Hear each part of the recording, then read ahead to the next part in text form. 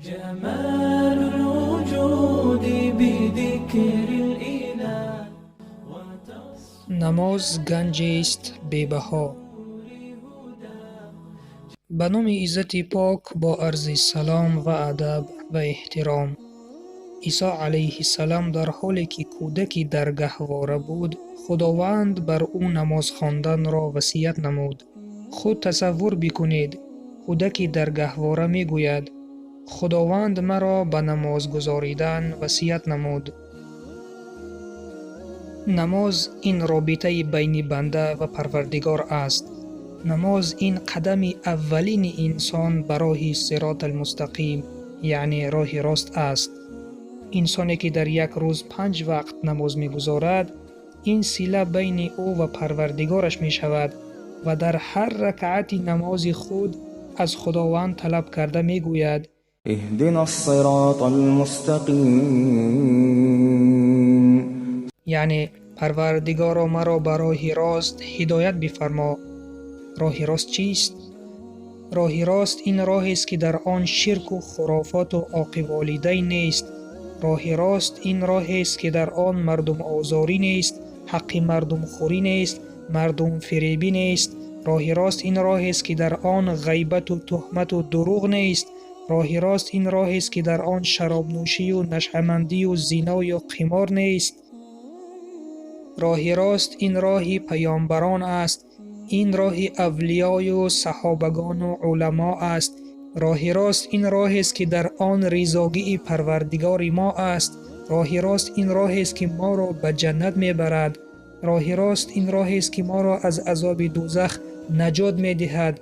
این راه است که ما باید بر آن قدم بگذاریم تا در این دنیا و آخرت سعادتمند گردیم. پس شنونده عزیز، آیا می‌خواهی که در این راه باشی؟ اگر این را بخواهی بدان که آغاز این راه از نماز است. شخص نمازخوان در هر نماز خود راه راست را از خداوند می‌طلبد.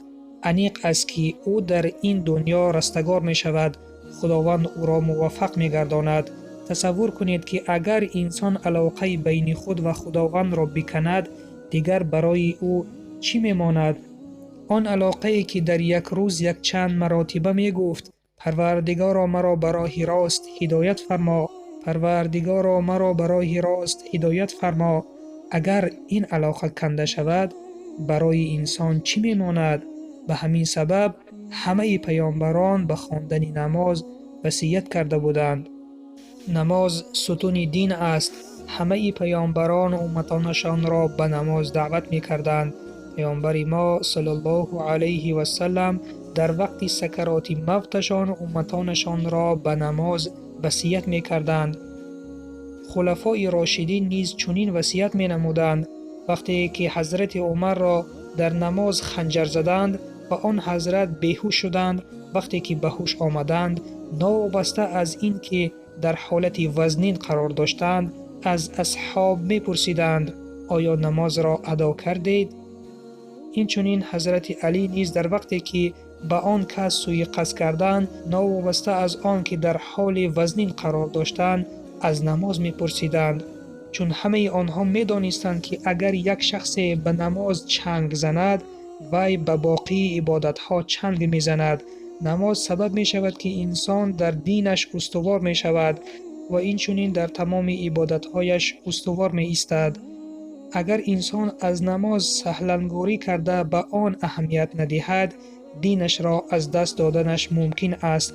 به همین خاطر همه پیامبران به نماز بسیار وصیت می کردند. برادر و خواهر ایمانیم، سخنان پروردگار و پیامبر و علما را به شما برسانیدم. پس عمل کردن بر دوش هر یکی شماست. در آخر دعا میکنیم که خداوند نمازهای ما را قبول گرداند و آن برادرانی که الان نماز نمیگذارند آنها را به راه راست هدایت بکند که آنها به نمازگذاری شروع بکنند. خداوند شاهد باش که من به آنها رسانیدم و سلام بر آن شخصانی که راه هدایت را پیش گرفتند.